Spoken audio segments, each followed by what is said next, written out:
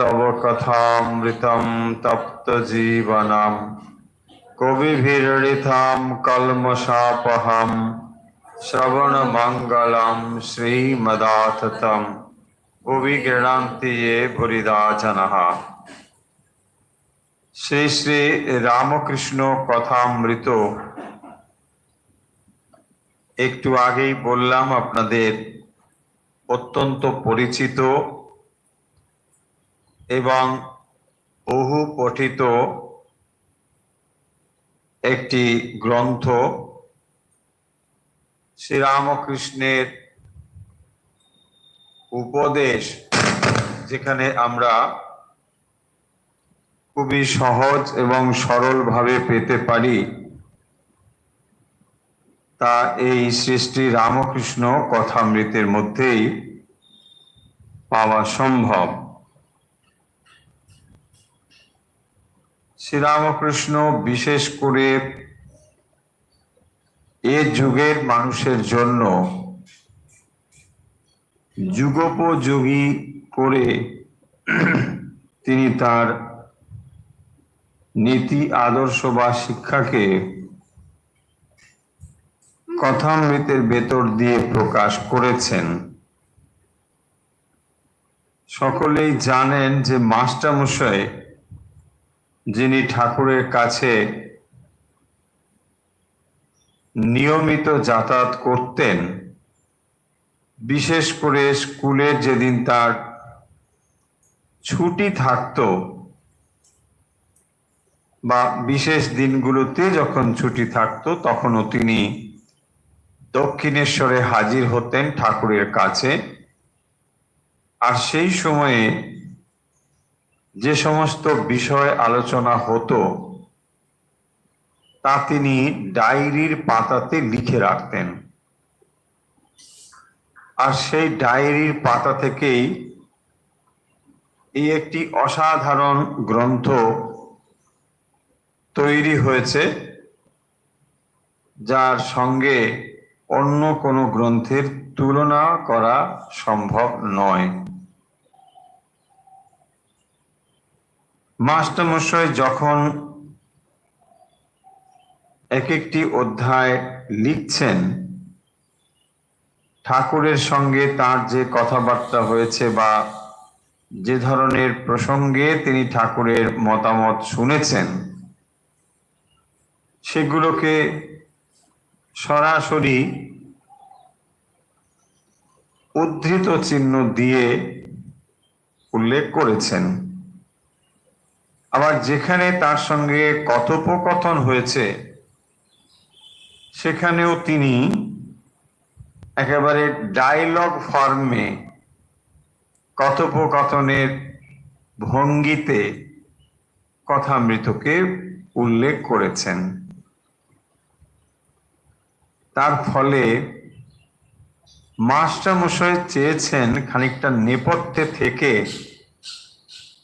ঠাকুরের কথাকে পরিবেশন করতে, এবং যার ফলে শ্রীরামকৃষ্ণের যে বাণী বা শ্রীরামকৃষ্ণের যে উপদেশ, সেগুলো যাতে কোনো পরিবর্তন ছাড়াই সরাসরি মানুষের কাছে পৌঁছে যায়, সেই দিক থেকে দেখলে আমরা কথামৃতের আর দ্বিতীয় কোনো তুলনা খুঁজে পাব না। এটি যেমন একটি দিক, আরেকটি দিক হলো কথামৃতের ভেতরে যতদূর সম্ভব সহজভাবে কথাগুলোকে বলা হয়েছে। বলা হয়েছে যোগের কথা, বলা হয়েছে জ্ঞানের কথা, ভক্তির কথা, কিন্তু সমস্ত কথাই অত্যন্ত সহজভাবে উপস্থাপন করা হয়েছে, যার ফলে কথামৃত বুঝতে আমাদের কোনো অসুবিধে হওয়ার কথা নয়। বিশেষ করে যদি আমরা সাধারণ শিক্ষায় শিক্ষিত হই, মোটামুটি অক্ষর জ্ঞান আমাদের যদি থাকে, তাহলে বোধহয় কথামৃত বুঝতে অসুবিধে হবে না। কথামৃত হয়তো তাদের কাছে অতি সরল বলে মনে হবে যারা সহজ কথাকে সহজে বুঝতে পারেন না। তাদের কাছে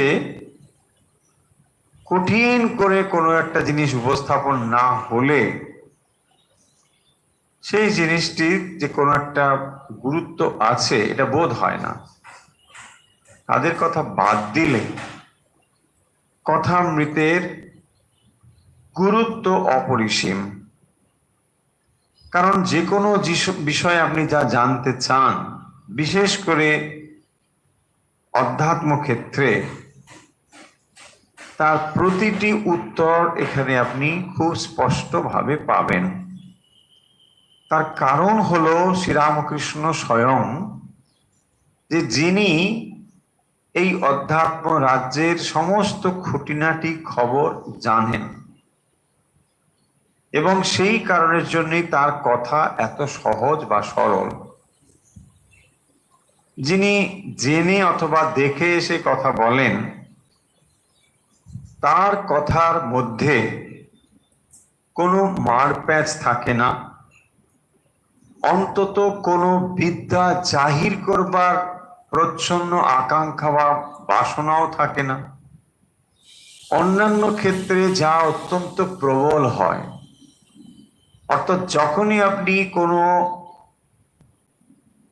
ভাষ্য, আলোচনা ইত্যাদি শুনছেন বা পড়ছেন, তখন প্রচ্ছন্নভাবে লেখক অথবা বক্তার যে জিনিসটি সর্বদাই মনে থাকে, যে এই কথাগুলোর ভেতর দিয়ে আপনি লেখক, লেখিকা, বক্তা তাকে কিভাবে দেখতে পাচ্ছেন।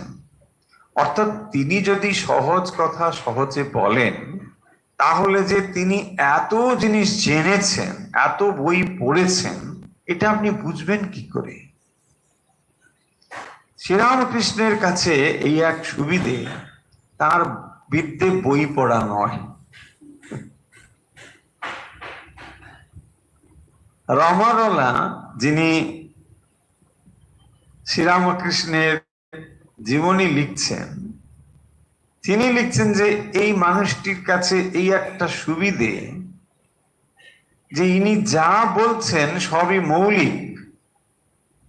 আপনি না হলে অন্যান্য ক্ষেত্রে যা পাবেন, যে কোনো বই পড়ুন, দেখবেন সেখানে দুটো লাইন ওখান থেকে, চারটে লাইন ওখান থেকে, এই মোটামুটি একটা রচনা, একটা বই।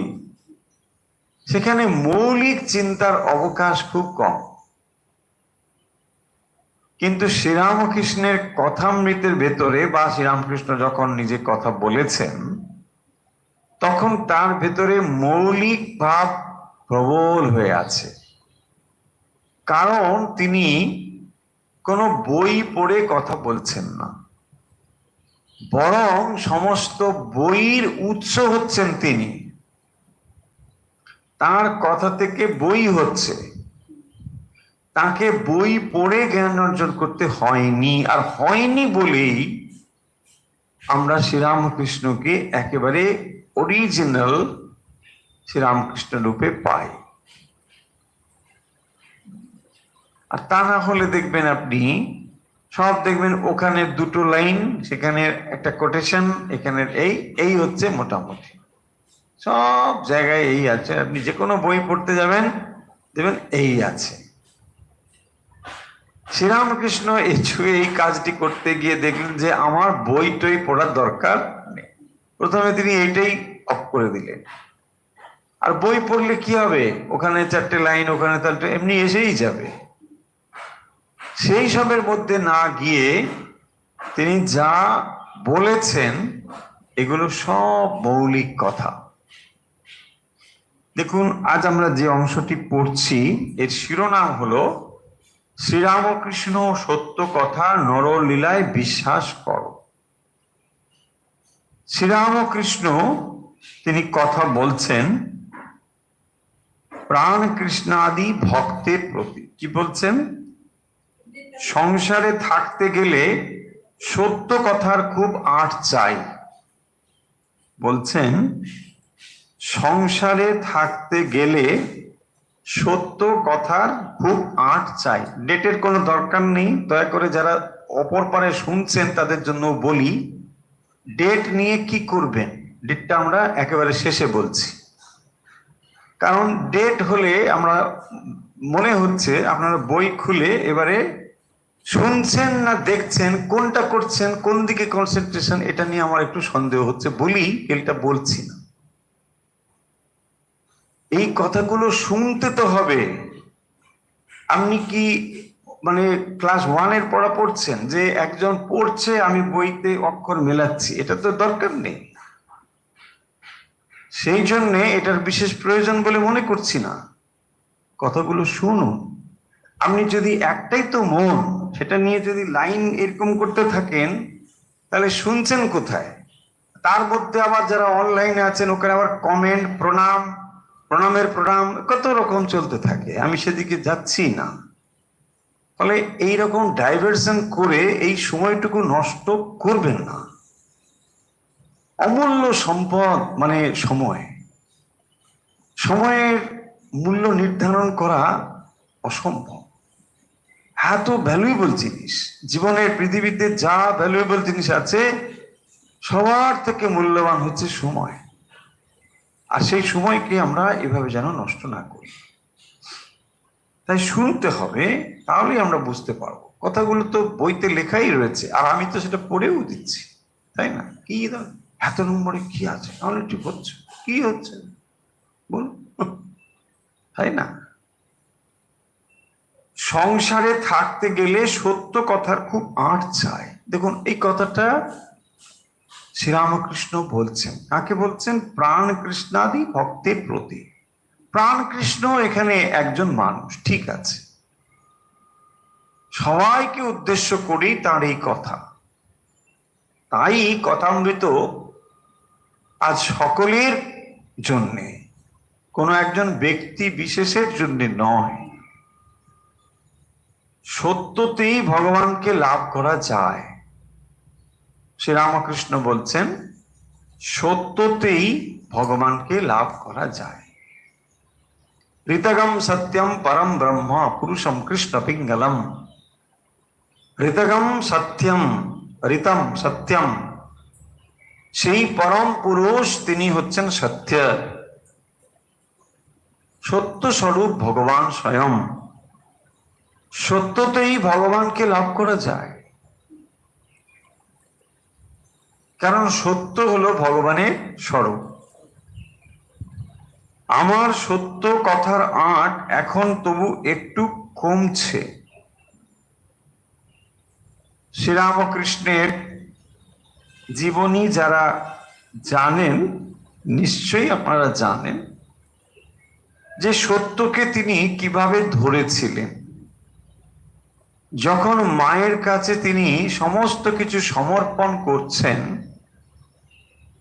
সেখানে কিন্তু সত্যকে তিনি দিতে পারছেন না। বলছেন সব দিলুম, মাকে এটা বলতে পারলাম না যে মা এই নাও তোমার সত্য, তা বলতে পারলাম। তিনি বলছেন মা এই নাও তোমার অজ্ঞান, আমায় জ্ঞান দাও, এসব বলেছেন। সত্য তিনি দিতে পারছেন না, সত্যকে ধরে রেখেছেন যে সত্যকে যদি দিয়েই দিই তাহলে যা দিলাম সেটাই তো মিথ্যা হয়ে যাবে। এত নিষ্ঠার সঙ্গে তিনি সত্যকে ধারণ করেছেন।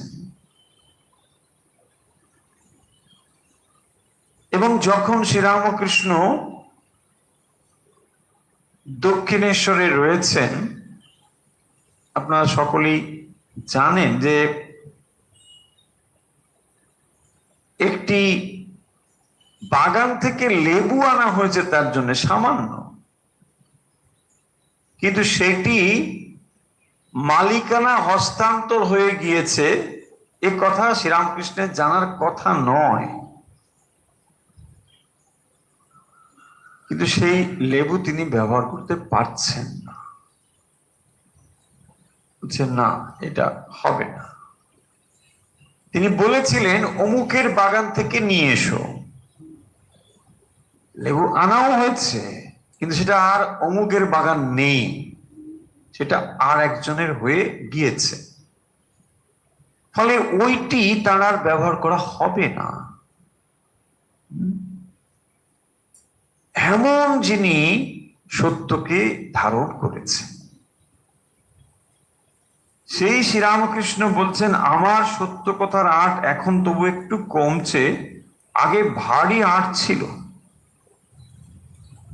যদি বলতুম নাইব, গঙ্গায় নামা হলো, মন্ত্র উচ্চারণ হলো, মাথায় একটু জলও দিলুম, তবু সন্দেহ হলো বুঝি পুরো নেওয়া হলো না।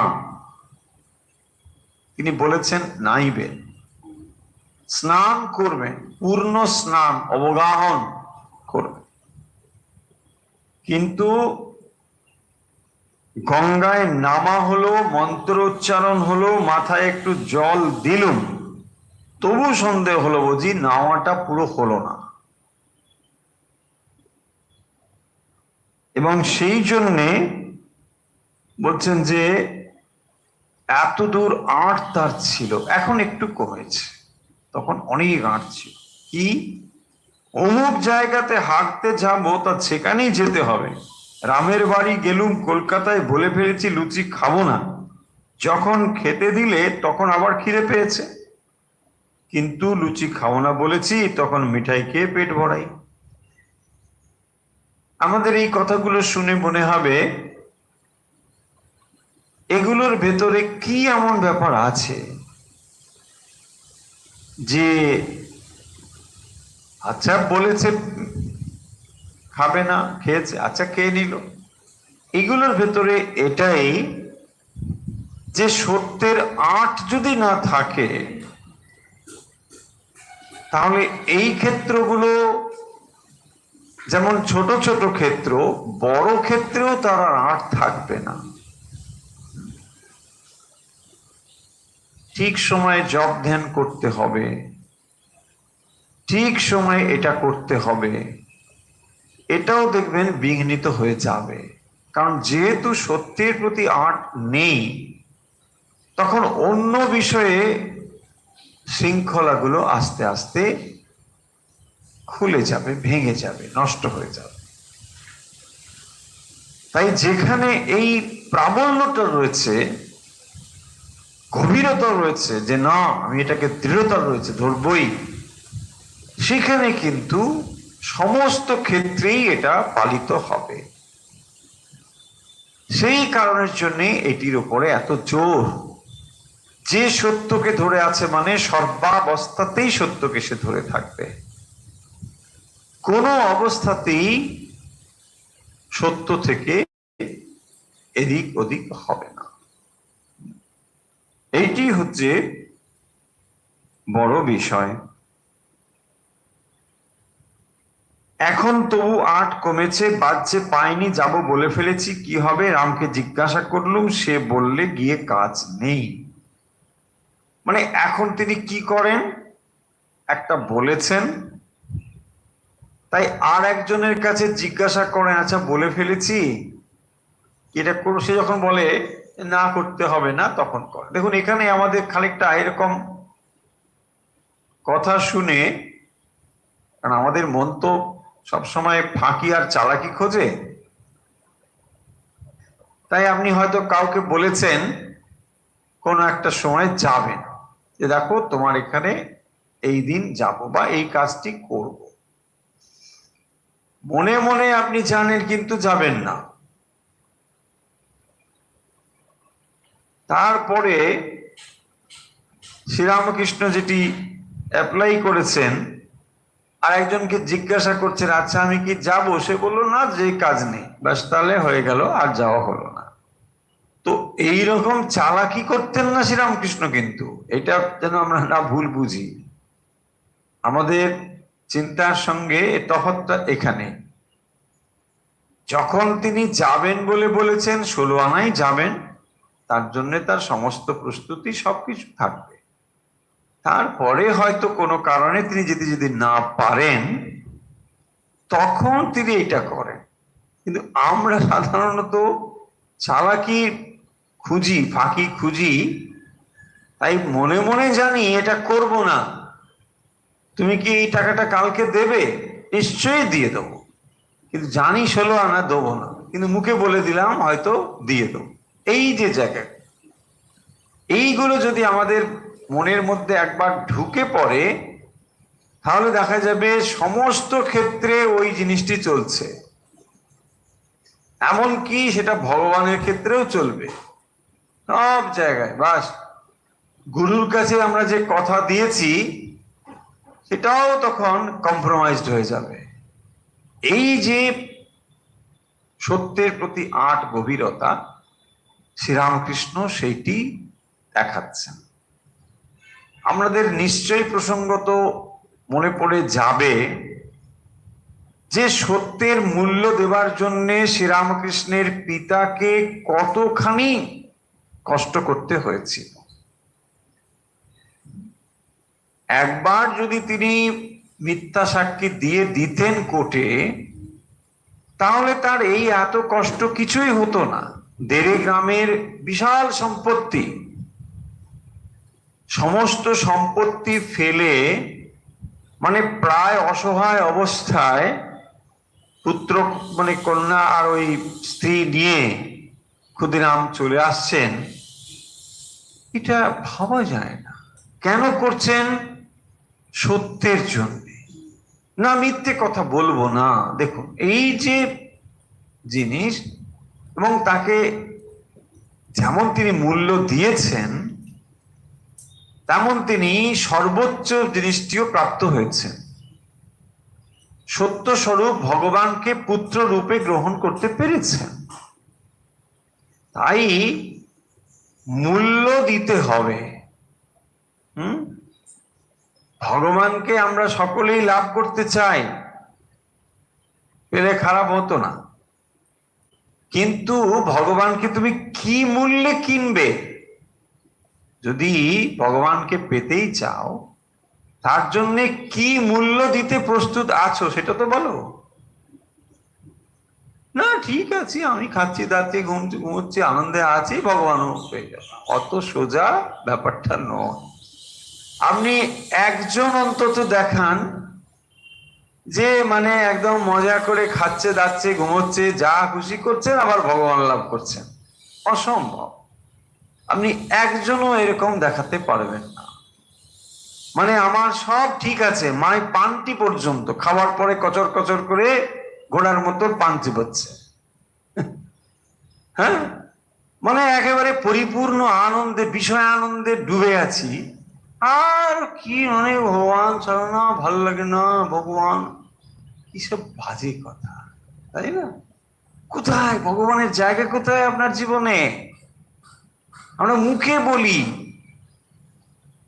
ভক্ত সাজতে বড় ভালো লাগে, কিন্তু ভক্ত হওয়ার সাজার মধ্যে যে তফাৎ আছে, তার যে মূল্য দিতে হবে, সেই বোধ থাকে না তো অনেক সময়, তাই না?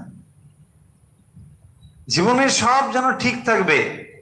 হ্যাঁ হ্যাঁ, একেবারে এটাও যেমন ঠিক আছে, সকালবেলা উঠলে এটা পেয়ে যাবো, ওটা ওটা, কোথাও আমি কোনো ব্যাপারে মানে কোনো কিছু চাই না, কমতি হবে না, সব আমার পরিপাটি থাকবে। তার মাঝে ভগবান এসে আশীর্বাদ করে যাবে। হ্যাঁ, তুমি অনেক কষ্ট করে পাঞ্চি পাচ্ছ, কি কষ্ট করে বাপরে মুখটা লাল করেছো, হা হা হা হা, তোমাকে নিশ্চয়ই সমাধি তো শিখতেই হবে। হ্যাঁ, দেখুন ভক্ত সম্মেলন হয়ে গেল, খাওয়া দাওয়ার পরে থাকবে প্রশ্নোত্তর সেশন। ভক্ত যে কোনো ভক্ত সম্মেলন যাবেন, প্রশ্নোত্তরটা থাকে সেকেন্ড সেশনে।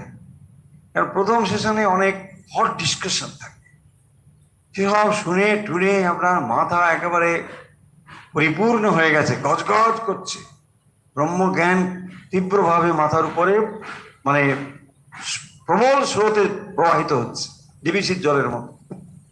তো তারপরে পেটে কিছু সলিড পড়ে গেল, একবারে রামকৃষ্ণের বেলা চেলা প্রসাদ খাওয়ার বেলা। যেই প্রসাদ হয়ে গেল, এবারে কি হচ্ছে, নাকগুলো আস্তে আস্তে শিথিল হচ্ছে।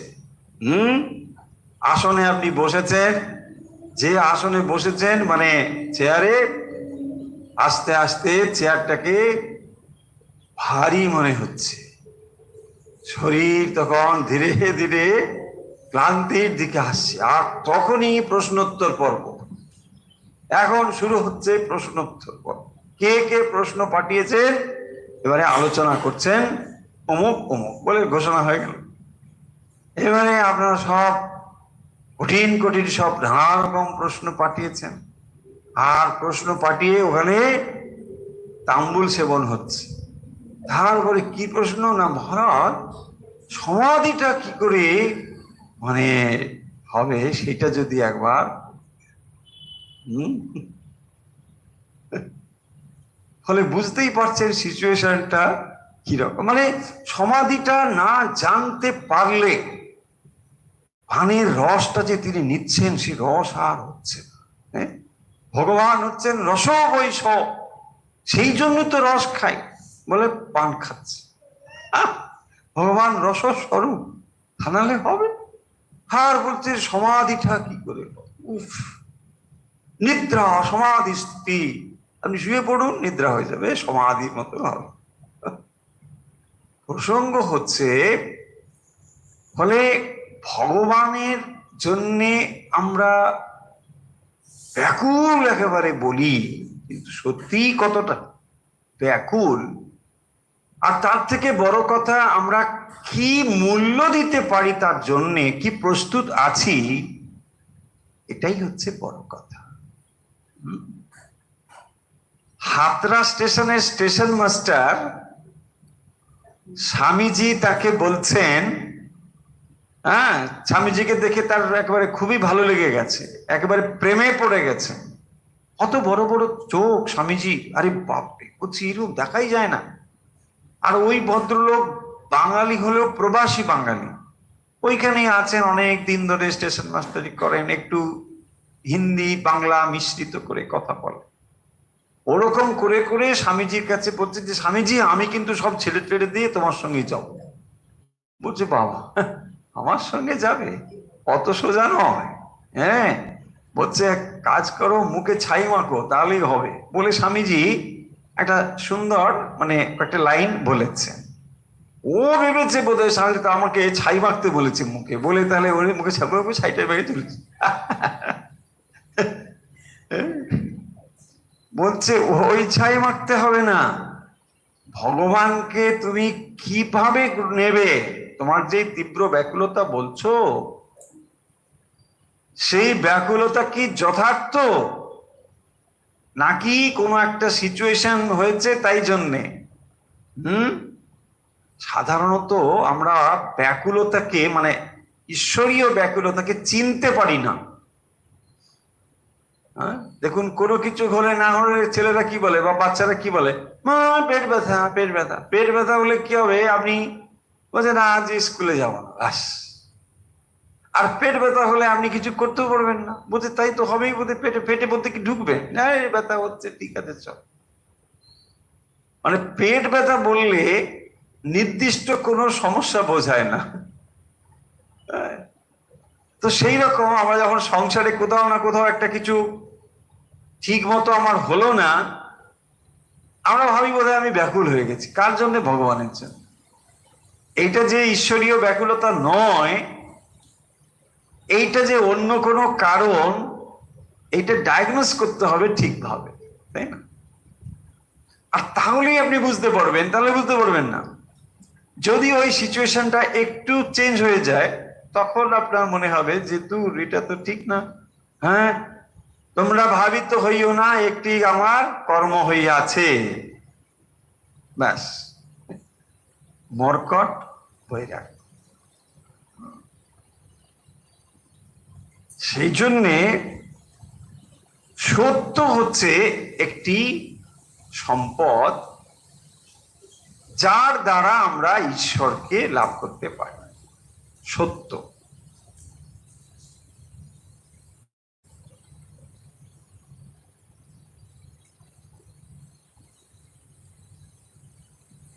তখন বিচার করলুম সব তো নারায়ণ, রামও নারায়ণ। ওই যে কথাটি বললাম যে ঠাকুর বলছে আমার একটু আট কমে গিয়েছে, তখন রামকে জিজ্ঞাসা করলাম, রাম বলল যে না, করতে হবে না বলে আমি করি না। তিনি কেন করেন না? সব নারায়ণ দেখেন বলে। অর্থাৎ হাতি যেমন নারায়ণ, মাহুতও নারায়ণ। হাতি আপনার কাছে তেড়ে আসছে, আর আপনি ভাবছেন হাতি তো নারায়ণ, তেড়ে আসুক যা আসুক, আমি কিন্তু নড়ছি না। কিন্তু ওদিকে যে মাহুত, সেও তো বলছে আরে সরে যাও সরে যাও, তার কথা কেন শোনো না? তাই না? সেই যে বিচারগুলো এবং সত্যকে ধরে থাকা, এইরকম বিচার করে আগেকার চেয়ে একটু আট কমেছে, শ্রীরামকৃষ্ণ বলছেন। তাহলে এই কথাগুলোর ভেতরে তিনি যেটা বলতে চেয়েছেন সেটা হলো সত্য কথা, আর অন্যত্র বলছেন সত্য কথা কলির তপস্যা। কলির তপস্যা হলো সত্য কথা। আমরা তপস্যা মানে কি বুঝি? একাদশী করা, এটা না খাওয়া ওটা না খাওয়া, খালি পায়ে হাঁটা, এরকম বহু কিছু তপস্যার জিনিস আমরা মনে করি। কিন্তু সত্যকে ধরে থাকা হলো একটা তপস্যা। কলির তপস্যা বলছেন সত্যকে ধরে থাকা। তপস্যার অনেক স্তর রয়েছে না, কায়িক, মানসিক, বাচিক, এগুলোকেও তপস্যা বলা হয়। শারীরিক তপস্যা হচ্ছে সব থেকে নিকৃষ্ট।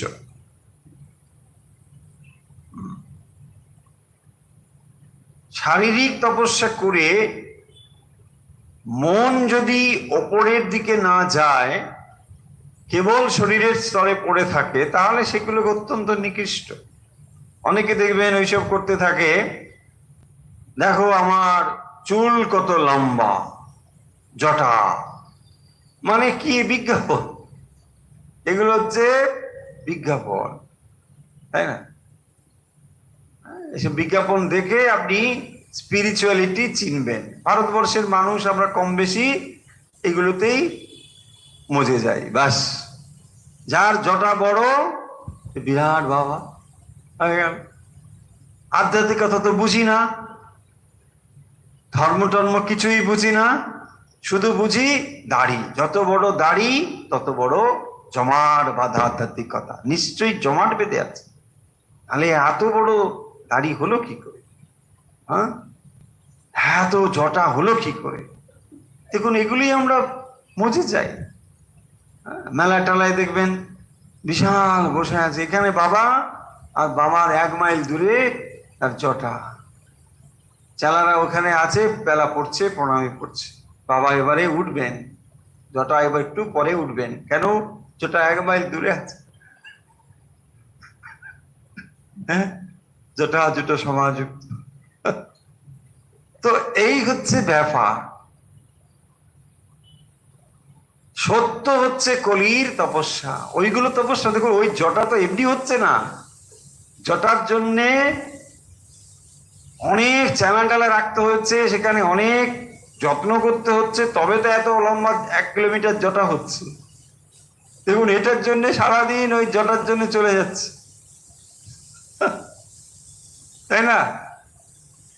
জটার জন্য যদি সারাদিন চলে যায়, আর ভগবানের জন্য তার সময় কই? বাবা উঠেই জটা রোদে দিয়ে দিলেন, তারপরে জটা খানিকটা তেল টেল দিয়ে চকচক করতে হবে। দরকার হলে ধরুন ওখানে হয়তো চালের দানা টানা ঢুকে গেছে, পাখি এসে বসছে, সেগুলো আবার ঠিক করতে হবে, তার জন্য 2 জন চালা আছে। এই করতেই বাবার সময় শেষ, বাবার ভগবান কি থাকবে কখন? সত্য যদি কলির তপস্যা, শ্রীরামকৃষ্ণ এই কথাটা না বলতেন, দেখুন আমরা সত্যের এত গুরুত্ব বুঝতাম না। আর এখনো আমরা ঠিক বুঝে উঠিনি। দেখবেন এই কথাগুলোই আমরা ভাবি যে এই বাবা কি করেন না, উনি কাঁচের উপর বসে থাকে, দেখুন এগুলি চলছে বাজারে, খুবই চলে। হ্যাঁ, ওই বাবার খুব নাম। কি করেন, কাজগুলো ভেঙে তার উপরে তিনি আসন দিয়ে বসে আছেন। কি দরকার কাজ ভাঙার দরকার ছিল কি বাবা? কাজগুলো তো ভালোই ছিল, ভাঙার দরকার কি? তুমি আবার যদি বসো একটা সুন্দর আসন নিয়ে বসো না, কাচের উপর বসার কি দরকার তোমার? হাতটা দিয়ে আমরা ওদের নিশ্চয়ই কিছু একটা আছে, কেন নাহলে কাজগুলো ফুটছে না, কিচ্ছু নেই। এইগুলোকে আমরা তীব্র তপস্যা বলে মনে করি,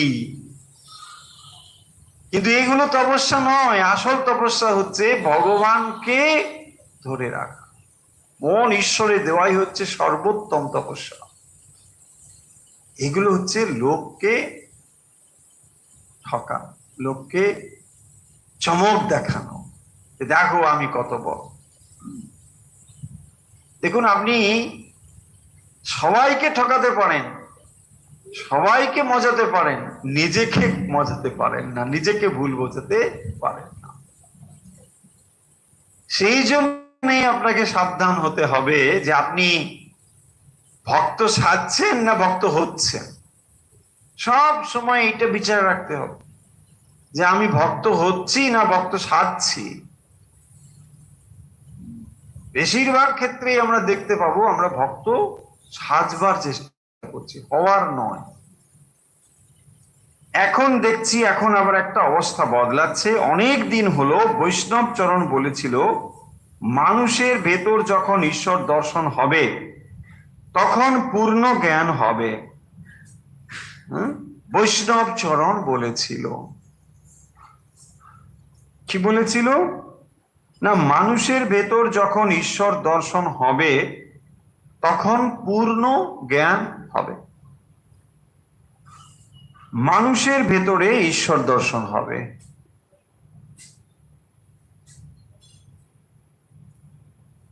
মানুষের ভেতরে ঈশ্বর দর্শন তখনই হবে যখন নিজের ভেতরে ঈশ্বর দর্শন হবে।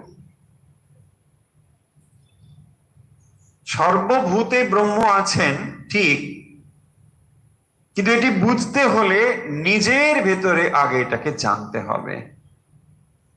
নিজের ভেতরে ভগবান আছেন এইটি উপলব্ধি করলে তবেই তিনি সর্বভূতে আছেন এইটি উপলব্ধি হয়।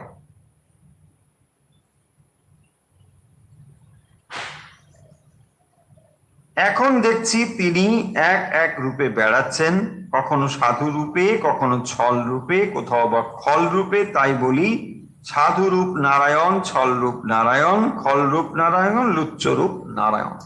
অর্থাৎ শ্রীরামকৃষ্ণ সর্বত্র সেই নারায়ণকে দর্শন করছেন। তিনি খল দেখছেন, অসাধু দেখছেন, পাশাপাশি তাকেও সেই নারায়ণকে, অর্থাৎ নারায়ণ নানা রূপে এটা দেখছেন। ভগবানকে নিজের ভেতরে দেখতে হয়, কারণ নিজের ভেতরেই আপনি একমাত্র ভগবানকে প্রথম দেখতে পারবেন।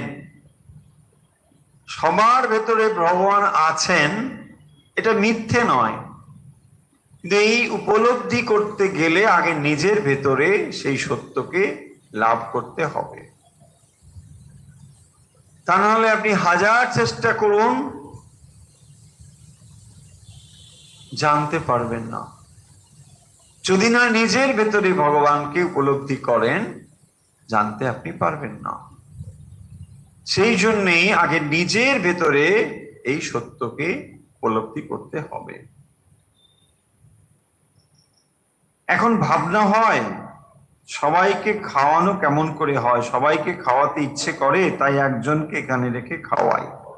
শ্রীরামকৃষ্ণ তার নিজের অবস্থার কথা এখানে বলছেন। তিনি সর্বভূতে নারায়ণকে দেখছেন,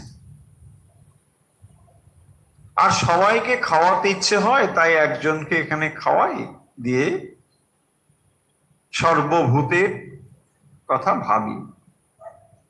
প্রাণকৃষ্ণ বলছেন, আচ্ছা লোক মহাশয়, নৌকো থেকে নেমে তবে ছাড়লেন, মাস্টারের দৃষ্টি সহাস্যে। মাস্টার নৌকো থেকে নেমে পড়েছেন, তাই বলছেন, আচ্ছা লোক, নৌকো থেকে নেমে তবে ছাড়লেন। শ্রীরামকৃষ্ণ আস্তে আস্তে, কি হয়েছিল? প্রাণকৃষ্ণ নৌকোয় উঠেছিলেন, একটু ঢেউ দেখে বলেন, নামিয়ে দাও। কিসে করে এলেন? মাস্টারের প্রতি। মাস্টার সহাস্যে হেঁটে। মাস্টারের নৌকোয় উঠলে খুব ভয়। ঠাকুর হাসতে লাগলেন, কারণ তিনি নৌকোয় না এসে হেঁটে হেঁটে এসেছেন। প্রাণকৃষ্ণ ঠাকুরের প্রতি, মহাশয় এইবার মনে করছি কর্ম ছেড়ে দেব। এবারে প্রাণকৃষ্ণের সঙ্গে ঠাকুরের কথা হচ্ছে। প্রথম মূলত যে অংশটি আমরা পড়লাম সেখানে সত্য নিয়ে কথা রয়েছে, আর শ্রীরামকৃষ্ণ তার নিজের অনুভবের কথা উল্লেখ করেছেন। সত্যের প্রতি তার আট খানিকটা কমেছে, কিরকম ভাবে কমেছে তাও বলেছেন। আর তারপরে তিনি সর্বভূতে যে নারায়ণকে দর্শন করেন, বৈষ্ণব চরণের কথা ইত্যাদি সব উল্লেখ করেন। রামকৃষ্ণ এখন বলছেন, যেমন আমরা মাঝে মাঝে ভাবি, এইবার মনে করছি কর্ম ছেড়ে দেব। কর্ম করতে গেলে আর কিছু হয় না। সঙ্গী বাবুকে দেখাইয়া একে কাজ শেখাচ্ছি, আমি ছেড়ে দিলে ইনি কাজ করবেন, আর পারা যায় না। কে বলছেন? প্রাণকৃষ্ণ। তো প্রাণকৃষ্ণ ঠাকুরের কাছে গিয়ে বলছেন যে কাজকর্ম যদি করতে হয়, বিষয় কর্ম নানা রকম এসব, তো তাতে কি হবে, ঈশ্বরকে ডাকাবার আর সময়টা অত থাকবে না। সেই জন্য বলছেন যে মহাশয় এখন ভেবেছি কর্ম টর্ম ছেড়ে দেবো। কর্ম করতে গেলে আর কিছু হয় না, তাই এদের কাজ শেখাচ্ছি, আমি এখন খানিকটা ফ্রি হয়ে থাকব। শ্রীরামকৃষ্ণের উত্তর শুনুন। হ্যাঁ, বড় ঝঞ্ঝাট। ঠিক, কর্ম করতে গেলে অনেকটা নানা রকম জোট ঝামেলা এসে জোটে, ঠিক, কথাটা ভুল নয়। এখন দিন কতক নির্জনে ঈশ্বর চিন্তা করা খুব ভালো, এটাও পর্যন্ত ঠিক। বলছেন নির্জনে ঈশ্বর চিন্তা করা ভালো, নিঃসন্দেহে ভালো। এরপরেই একটা কিন্তু লিখছেন, কিন্তু তুমি বলছো বটে ছাড়বে, কাপ্তেনও ওই কথা বলেছিল, সংসারী লোকেরা বলে কিন্তু পেরে ওঠে না। এইখানে হচ্ছে মুশকিল। বলে কিন্তু পেরে ওঠে না। তুমি বলছো বটে, কাপ্তেনও ওই কথা বলেছিল, সংসারী লোকেরা বলে কিন্তু পেরে ওঠে না। বলে আমি সব ছেড়ে দিয়ে এবারে ঈশ্বরের জন্য ভাবব। নির্জন বাসে যাবে বলে দেখুন সব বেরিয়ে পড়লো। কোথায় যাবেন? নির্জন বাসে যাবে। কি যাচ্ছে, সকাল থেকে তার যা লাগে সব বেঁধে টেঁধে নিয়ে নির্জন বাসে যাচ্ছে। হয় কিনা দেখবেন, বলছে না ওখানে যদি ইলেকট্রিসিটি না থাকে তাহলে বরং দেখো একটা এমন কিছু যন্ত্র নিয়ে চলো, চাটা যাতে ঠিক মতন হয়ে যায়। দেখুন সেটা একটা নিয়ে যাচ্ছে সঙ্গে, ওটার জন্য। হ্যাঁ, তারপরে ওখানে এটা পাওয়া যাবে না, সেটা টিভি, একটা ছোট্ট টিভি, না হলে ছোট টিভিটাও নিয়ে নির্জন বাসে যাচ্ছে। হ্যাঁ, বিকেল বেলাটা কিরকম ফাঁকা ফাঁকা লাগে, কি করা যায়? সিরিয়ালটাও তো চলছে, ওটা তো শেষ হয়নি এখনো। তারপরে ওটা করলো, তারপরে ওকে তো বিয়ে দিল, তারপরে কি করলো সেটা তো জানা হলো না, তুমি টিভিটাই নিয়ে নাও, চললো ঠিক। কোথায় যাচ্ছে? নির্জন মাসে যাচ্ছে। হ্যাঁ, আরে গিয়ে একটা ফোন তো করো। আচ্ছা হ্যাঁ, তাই তো বলে ফোনটা নিতে হবে, ঠিক, চলো ফোনটা নিচ্ছে। দেখুন এই হচ্ছে আমাদের নির্জন মাস। নির্জন মাসে যেতে হবে বলে ওখানে চলে গেল, হে কেউ কিছু ডিস্টার্ব করবে না, আমি নির্জন মাসে যাচ্ছি। বিজ্ঞাপন, হ্যাঁ, বিরাট বিজ্ঞাপন দিয়ে নির্জন মাসে চলে গেল। তারপরে ওখানে 4 দিন 5 দিন থাকার পরে দূর চলো, আর ভালো লাগছে না। পুরো ফ্রিজ ট্রিজ নিয়ে নির্জন মাসে, এখন ছোট ছোট ফ্রিজ পাওয়া যায়, হ্যাঁ সব পাওয়া যায়। বলছে না, ওখানে যদি আবার ফ্রিজ না থাকে ফ্রিজ নিয়ে চলো, তাহলে এই ঠান্ডা জিনিস টিনিস পাওয়া ভালো হবে। মানে পয়েন্টটা হচ্ছে, দেখুন ওটা বাড়ালে তো অনেক লিস্ট বড় লম্বা হবে, ওই ইলাস্ট্রেশনে যাচ্ছি না। ব্যাপারটা হচ্ছে এই যে আমি যে কমফোর্ট গুলো এখানে ভোগ করছি, টোটাল কমফোর্টটাকে আমি আর এক জায়গায় নিয়ে যাচ্ছি, মনে মনে ভাবছি আমি নির্জন বাস করছি। আচ্ছা, এটা সম্ভব? এটাকে নির্জন বাস বলবেন? তার থেকে ঘরেই থাকো না বাবা। নির্জন বাসে যাচ্ছি বলে আর নিজেকে মানে এত অহংকার সংযুক্ত করার কি মানে? বানপ্রস্থে যাচ্ছি, কি বানপ্রস্থ, কি বান আর কি প্রশ্ন। দেখুন এই তো অবস্থা। আগে ছিল, আগেকার দিনে বানপ্রস্থ মানে একটা নির্দিষ্ট সময়ের পরে বনে চলে যেত, পুত্রকন্যাদের হাতে সংসারের দায়িত্ব দিয়ে নিজে থেকেই তারা বনে চলে যেত, যে ঠিক আছে এখানে আমরা থাকছি, শরীর আস্তে আস্তে ক্ষীণ হবে, তো এখানে থেকে আমরা প্রস্তুত হই ভগবানের নামটা নেবো, এখানে থাকবো। কিন্তু এখন সেই বানপ্রস্থ আর কোথায়?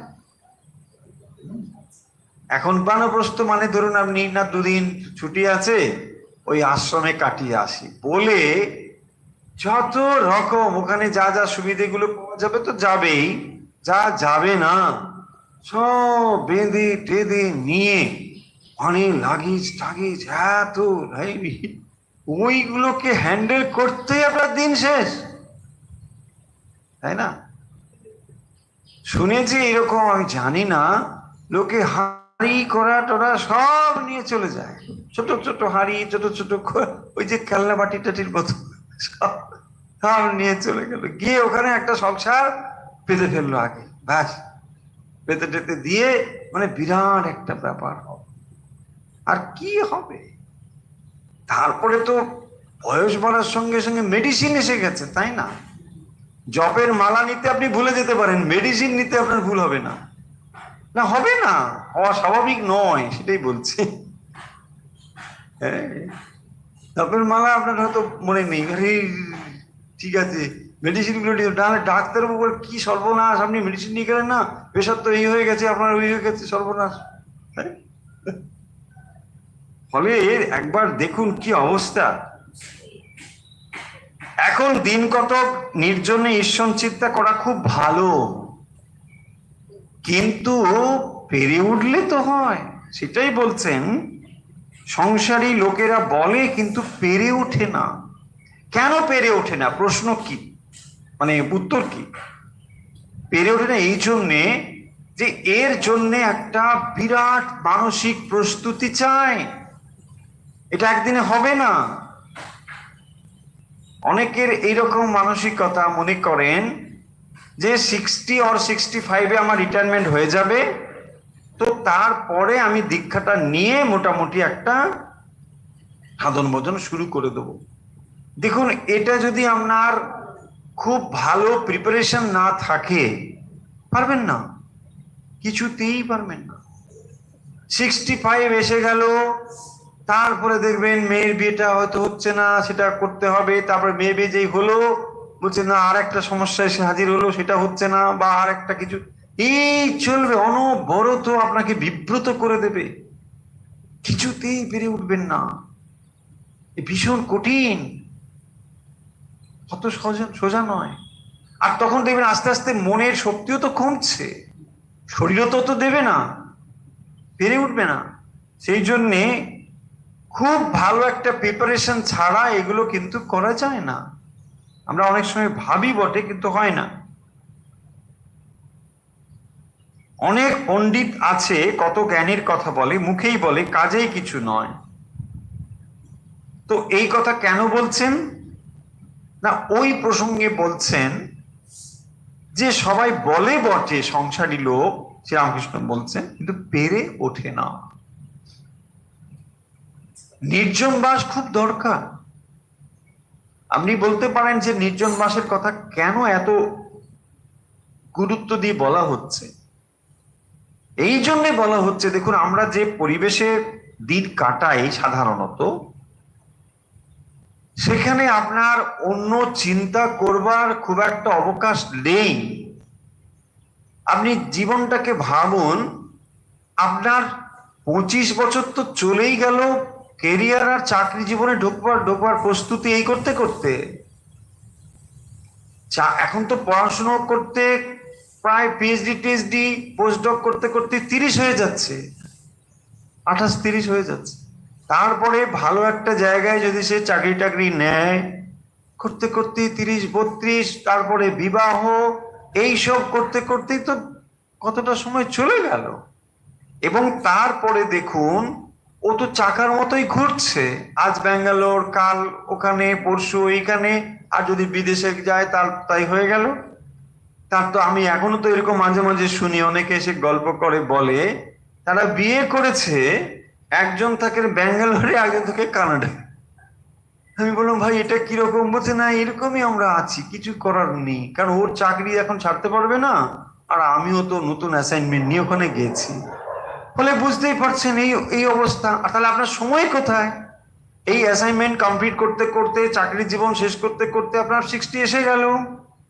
তত সময় আপনি হয়তো একটি দুটি ছেলের বাবা মা হয়েছেন, তার প্রতি কর্তব্য করতে করতে আপনি দেখছেন আর আপনার কিছু করার নেই।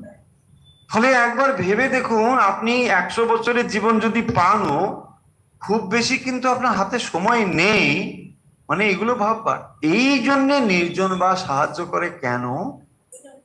যে যদি আপনার মনে এই জিনিসগুলোর প্রতি খানিকটা থেকে থাকে, যদি থাকে, ওই নির্জন বাসে গেলে ওটা একটু ভেসে উঠবে আপনার মনের সামনে, এই স্কোপটুকু থাকবে, তাই না? অনবরত যদি ধরুন একটা বালতিতে আপনি কোনো কিছু রেখে তাকে চার্ন করতে থাকেন, তাহলে কি হবে? ওটা ঘুরছে, সব সময় একটা মুভমেন্ট, ঘুরছে ঘুরছে। একটু থিততে দিলে তাহলে তলার মধ্যে কি আছে সেটা আপনি দেখতে পারবেন, তাই না? না থিততে দিলে হবে কি করে? ঠিক ওই রকম অবস্থাটাই হচ্ছে নির্জন বাস। খানিকটা আপনি থিততে দিচ্ছেন, মাইন্ডটাকে একটা সেটেলমেন্টের জায়গায় নিয়ে যাচ্ছেন, একটা কনসেন্ট্রেশনের জায়গায় নিয়ে যাচ্ছেন, একটা জীবন সম্পর্কে একটা রেস্ট্রোস্পেকশন তৈরি হচ্ছে, যে এটা আমাকে দেখতে হবে, জীবনটা কি ভাবতে হবে। হ্যাঁ, কারণ আস্তে আস্তে আমরা এন্ডের দিকে যাচ্ছি, সো আমাকে জীবনটা কনক্লুড করতে হবে। তখনই এই প্রশ্নগুলো আসবে। তাই জন্যে নির্জন বাসের এত গুরুত্ব। আমি তো বলি, যারা ঈশ্বর টিশ্বর মানেন না, বা যারা মনে করেন যে এসব টাইম পাস বিচ্ছিরি, এগুলো ভালো কথা নয়, মানে খুবই নিজের জায়গায় প্রতিষ্ঠিত মানুষ, খুবই শিক্ষিত, তার মার্জিত, নিজের কাজ খুব ভালো করেন, আমি বলি আপনি ঈশ্বরে বিশ্বাস করতে আপনাকে বাধ্য করছি না, কেবল আপনি একটা নিরিবিলি শান্ত জায়গায় খানিকটা কাটাবেন, আর কিচ্ছু করতে হবে না। যেখানে ভালো লাগে, ধরুন নদীর তীরে বসতে ভালো লাগে, আপনার বাড়ির ছাদে বসতে ভালো লাগে, যেখানে খুশি, নির্জন, মোবাইল ফোন থাকবে না, কিন্তু নাতি থাকবে না, কিচ্ছু থাকবে না, চায়ের কাপ থাকবে না, শান্ত হয়ে শুধু 5 মিনিট নেচারকে আপনি দেখুন, বসুন। এটাই যদি আপনি করতে পারেন, অনেক কাজ হবে, অনেক কাজ হবে। আপনি ভগবানের মানেন না, শাস্ত্র মানেন না, সবাই বাজে লোক, খুবই খারাপ লোক, দুনিয়াতে বাজে লোক ভরে গেছে, এইটা আপনার যদি ধারণা হয়, তা হোক, তবু আপনি না শান্ত হয়ে নেচারটাকে দেখবেন। মেঘ দেখুন, গাছ দেখুন, আকাশ দেখুন, একটা ফুল দেখুন, ওই ছাদে বসে, অথবা নদীর ধারে নির্জন জায়গায়, আড্ডা মারা নয়, কাউকে 10টা লোক নিয়ে গপ্প করা নয়, একা, একদম একা, চুপ করে বসুন। দেখবেন এটা যদি আপনি সত্যি সিরিয়াসলি করেন, আপনার মানসিক পরিবর্তন হতে বাধ্য, হবেই হবে। এবং সেটা ভালোর দিকে হবে, খারাপ কিছু হবে না, অত্যন্ত ভালোর দিকে হবে। অর্থাৎ আপনার ভেতরে যে পজিটিভ জিনিসগুলো আছে, সেটা বেরিয়ে আসার সুযোগ পাবে। আপনি সুযোগটাই দিচ্ছেন না। আপনার ভেতরে যে ভালো জিনিসগুলো রয়েছে, এটা আপনি নিজে কখনো চিনতেই পারছেন না, নিজে দেখতেই শিখছেন না, আর সেই জন্য জিনিসটা পুরো বিলম্বিত হয়ে চলেছে। প্রকৃতি তখন বলছে না, ও তো এখন ব্যস্ত, আচ্ছা ঠিক আছে চলো, তাই না? আপনি ব্যস্ত, সকালেও ব্যস্ত, রাতেও ব্যস্ত, দিনেও ব্যস্ত, সারাক্ষণ ব্যস্ত। এই করতে করতে একটা জীবন শেষ, আবার একটা জীবন, সেখানেও ব্যস্ত, এই করতে চলছে। মহামায়া, যাকে আমরা প্রকৃতি বলি, তিনি সর্বদা এই জ্ঞান দেওয়ার জন্যে ব্যাকুল হয়ে আছে। ভগবান ব্যাকুল, জীব যেমন ব্যাকুল, ভগবানও ব্যাকুল, মহামায়া ব্যাকুল হয়ে আছে। কারণ পুত্র কষ্ট পায়, এটা মহামায়ার কাঙ্ক্ষিত নয়। তিনি চান যে আমি কোলে করে বসে আমার সন্তানকে মাতৃসুধা পান করাবো। মাতৃসুধা মানে এই জ্ঞান, ব্রহ্ম জ্ঞান তিনি দেবেন। কিন্তু ছেলের সময় নেই, এই করে, ওই করে, সেই করে। মা তখন বলে আচ্ছা ঠিক আছে চলো, এই করো, আমি অপেক্ষা করে আছি কখন তুমি আমার কোলে এসে বসবে। তাই ভগবানেরও কিন্তু ব্যাকুলতা আছে ভক্তের প্রতি, আর সেই জন্যই তো তিনি আপনাকে জন্মগ্রহণের সুযোগটা দিয়েছেন এই পৃথিবীতে। এই জন্যই আপনাকে আনা হয়েছে, যে যাতে করে আপনি সেই দিকে অগ্রসর হন।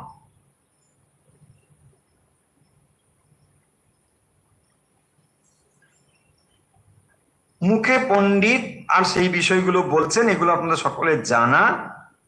শকুনি অনেক ওপরে ওঠে, ভাগাড়ে নজর।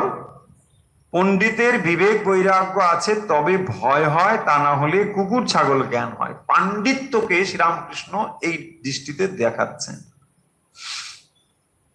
আমরা পাণ্ডিত্যকে মানে একটা বিরাট মূল্য দিই। হ্যাঁ, পাণ্ডিত্য মানে দুটো বই পড়েছে, ওটার কোনো মূল্য নেই। শ্রীরামকৃষ্ণ বলছেন, মানে কি ভাষায় বলছেন, শকুনি খুব উঁচুতে ওঠে, ভাগাড়ে নজর। এখানে ভাগাড়ের নজর মানে কামিনী কাঞ্চন, সংসারে আসক্তি, এটা বলছেন। তো যদি শাস্ত্র পাঠ করে তোমার নিজের ভেতরে খানিকটা হলেও পরিবর্তন না আসে, খানিকটা হলেও বিষয়ের ত্যাগের আকাঙ্ক্ষা পিচ্ছে না তৈরি হয়, তাহলে শাস্ত্র পাঠের কি মূল্য? ভুক্তয়ে নতু মুক্তয়ে, সেটাও একরকম ভোগ বলা হয়েছে।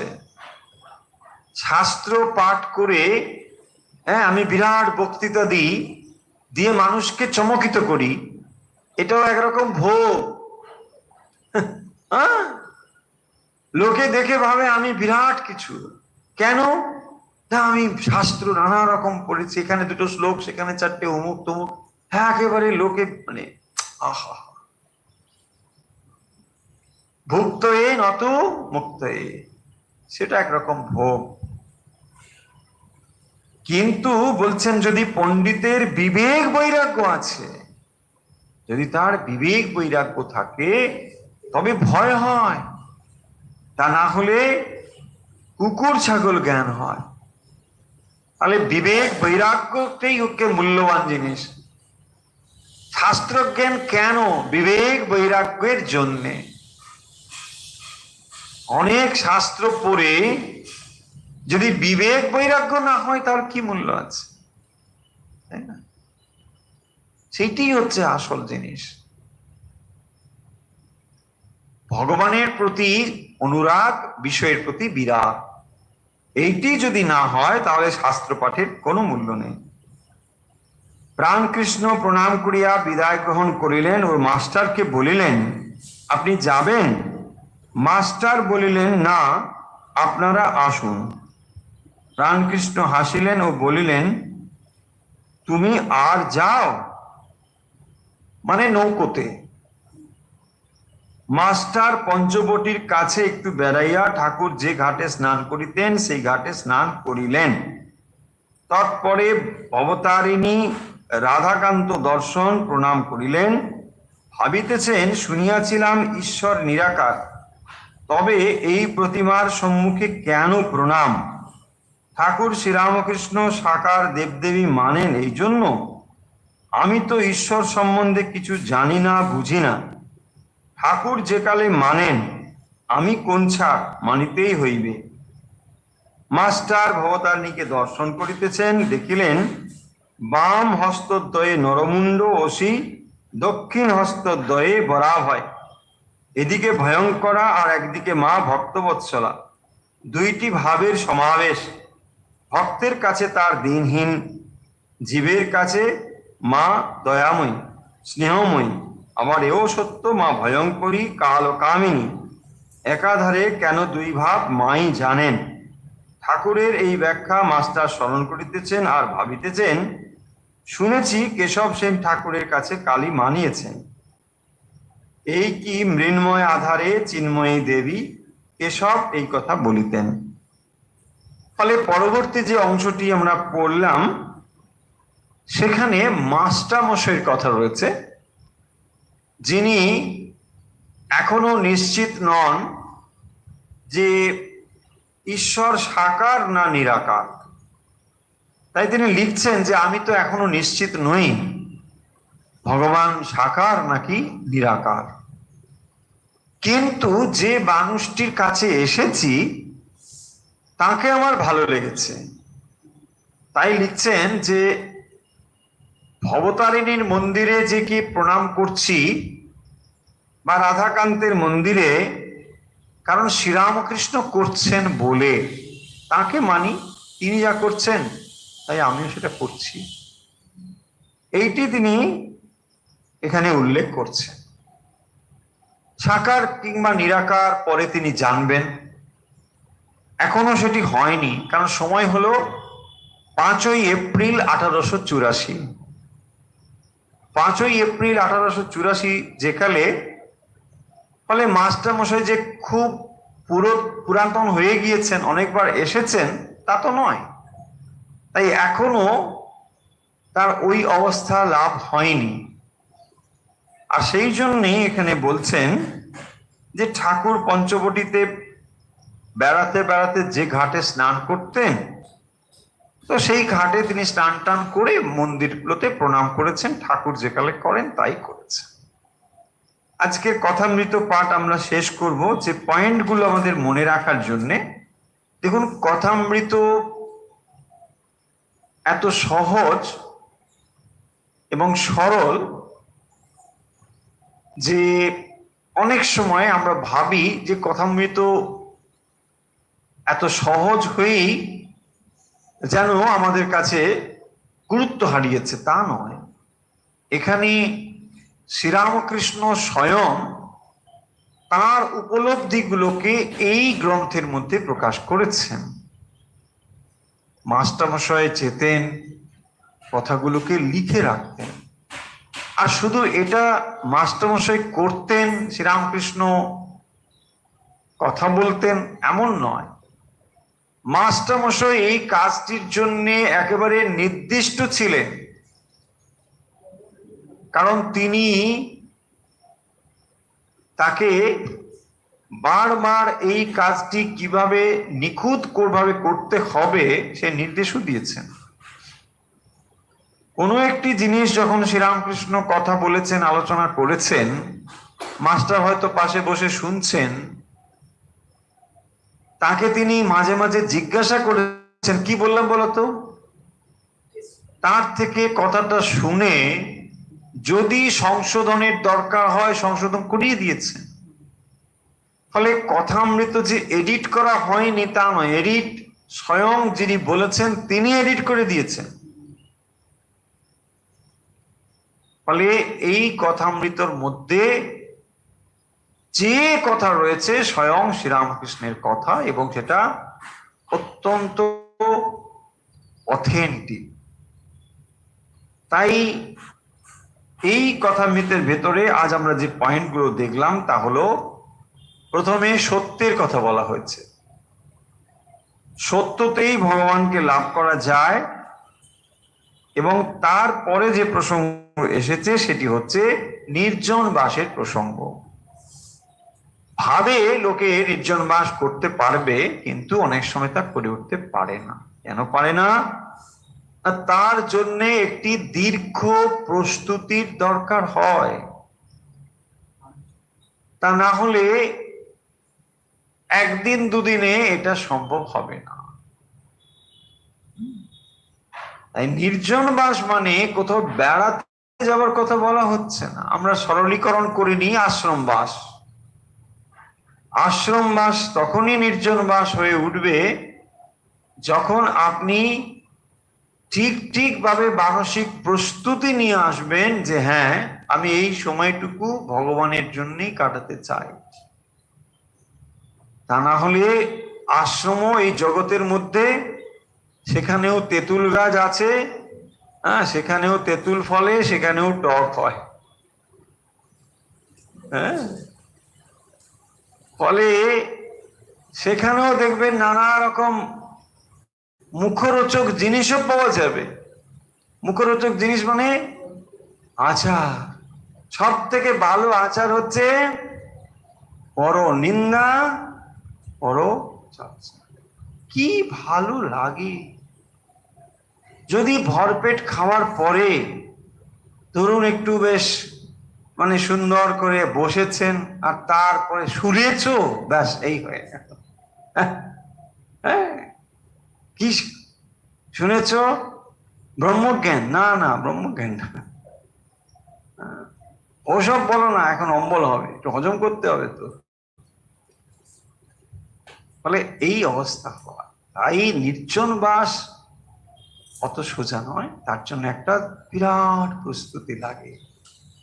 আর সেভাবেই যদি ধীরে ধীরে মানুষ প্রস্তুত হয়, নিশ্চিত রূপে এটা যে সম্ভব, শ্রী রামকৃষ্ণ সেটা দেখিয়েছেন। অন্তত তার খানিকটা আমরা শুরু তো করতে পারি।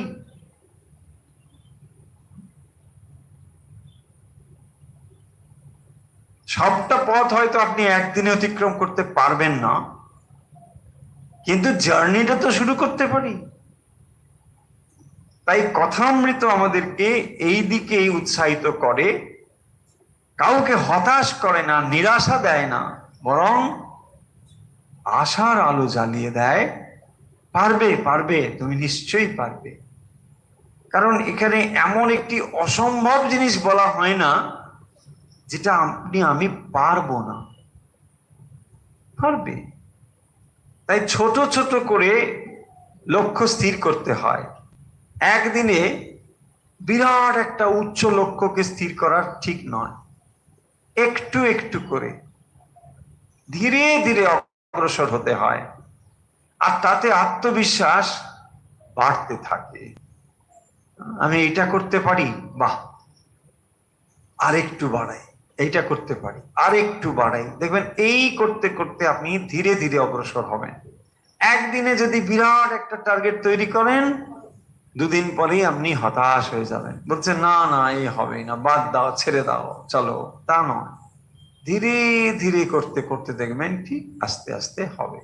তাই শ্রীরামকৃষ্ণ দেখবেন বলছে, আচ্ছা আমি সব বললাম, তোমরা লেজামুড়ো বাদ দিয়ে নাও, তোমার যেটা পেটে সয় ততটাই নাও, পুরোটা পারবে না, আচ্ছা ঠিক আছে, তুমি যতটা পারো নাও।